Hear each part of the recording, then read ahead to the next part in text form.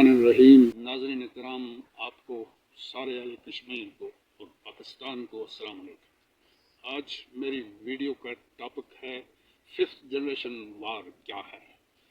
याद रहे कि पाकिस्तान पर हमला बंदूक से नहीं सोच से हो रहा है। आज दुश्मन आपकी सरहद पर नहीं आपके दिमाग पर हमला कर रहा है। ये जंग टैंकों से नहीं ट्रेंड से लड़ी जा रही है। ये जंग गोलियों से नहीं न्यूज़ फीड से जीती जा रही है। यह है फिफ्थ जनरेशन वार, जहां बंदूक की जगह झूठ, साजिश और नफसियाती हमले किए जा रहे हैं। नाजरीन, आज हम बात करेंगे पाकिस्तान के खिलाफ ये नया हमला कैसे हो रहा है और आप इस जंग में सिपाही कैसे बन सकते हैं ताकि वतन अजीज को बचाया जा सके। फिफ्थ जनरेशन वार क्या है? व्हाट इज फिफ्थ जनरेशन वार? ये एक ऐसी जंग है नाजरीन जिसमें जंग का ऐलान नहीं किया जाता।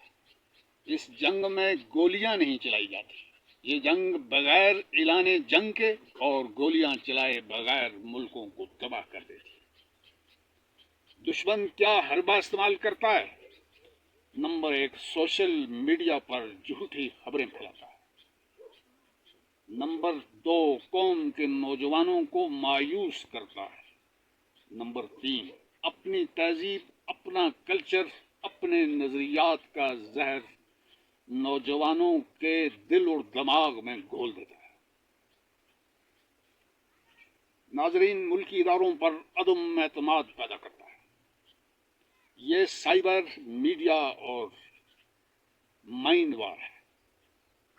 पाकिस्तान को कैसे टारगेट किया जा रहा है? नौजवानों को मायूस करना, उन्हें ये बताना कि ये मुल्क तुम्हें कुछ भी नहीं दे रहा, बाहर चले जाओ, इस मुल्क से भाग जाओ। इदारों के खिलाफ नफरत अंगेज मवाद फैलाया जाता है। फौज, अदलिया, हुकूमत सब करपट है। तुम अपनी मर्जी करो, मजहब और दीनी रवायात तुम्हारे ऊपर बोझ है, इनसे छुटकारा हासिल करो। नाजरीन, सकाफती हमले किए जाते हैं। फैशन, फिल्म और जबान को इफेक्ट किया जा रहा है। इसमें मगरबी रंग भरा जा रहा है। ये सब मनज़्ज़म तरीके से बाकायदा मंसूबा बंदी से किया जा रहा है ताकि सोच को गुलाम बनाकर मुल्क को तोड़ा जा सके। नाजरीन, अब सवाल ये पैदा होता है कि हमने मुकाबला कैसे करना है? सच फैलाकर, सिर्फ सच, सच्चाई को आगे बढ़ाकर। फेक न्यूज़ जो आ रही है ये एक यलगार है, इसको हमें चाहिए कि चेक करें, अपनी नजरियाती शनाख्त को समझें, मताला करें कुरान मजीद का, आईन पाकिस्तान का और अपनी तारीख का। नफसियाती हमलों से बचने के लिए सोच को मजबूत बनाएं। आप सिर्फ यूनिफॉर्म पहन कर नहीं, सोच को बचाकर कौम के सिपाही बने। सरजमीन पाक को इस तरीके से बचाया जा सकता है। इसके लिए जरूरी नहीं है कि यूनिफॉर्म पहनी जाए। याद रहे कि सरहद के ऊपर, हमारे बॉर्डर्स के ऊपर हमारे नौजवान तरबियत याफ्ता फौज लड़ रही है, लेकिन अगर फील्ड में 70% नौजवान मुतासर हो रहे हैं जहरीले प्रोपगंडे से, तो इसका मतलब यह है कि दुश्मन को इससे फायदा होगा और मैदान उसे खाली मिलेगा। चंद मसाले नाजरीन आपके गोश गुजार करना चाहता हूँ।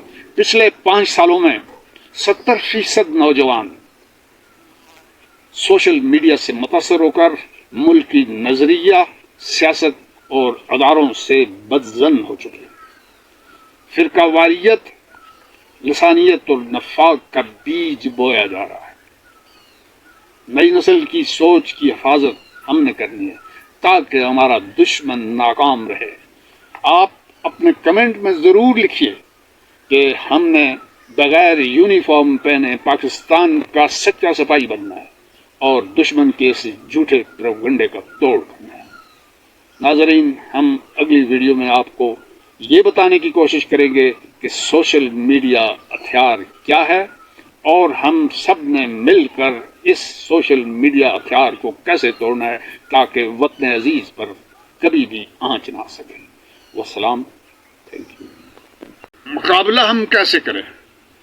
سچ پھیلا کر، سچائی کو آگے بڑھا کر، فیک نیوز کو چیک کریں، اپنی نظریاتی شناخت کو سمجھیں، مطالعہ کریں قرآن مجید کا، تاریخ کا اور آئین پاکستان کا۔